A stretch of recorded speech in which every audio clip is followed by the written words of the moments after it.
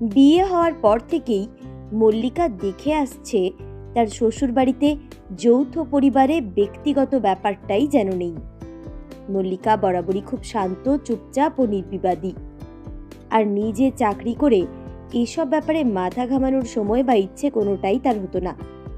শাশুড়ি মা ইচ্ছে হলেই তাকে না জানিয়েই তার বিয়েতে পাওয়া জিনিস একে তাকে দিয়ে দিতেন।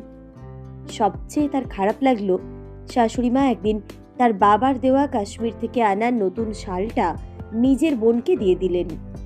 তবুও সে চুপ থাকলো। কিন্তু নিজের ছোট দেওরের বিয়ের দিন যখন শাশুড়ি মা এসে বললেন তার 6 মাসের মেয়েকে নিয়ে পশ্চিমের ছোট ঘরে মালপত্র নিয়ে শিফট করতে, তার বড় ঘরে আলো হাওয়া বেশি বলে নতুন বউকে দেওয়া হবে, সে প্রথমবার প্রতিবাদ করে বলল, সেটা তো আমি পারবো না মা, ওই ঘরে আমার মেয়ের গরমে কষ্ট হবে।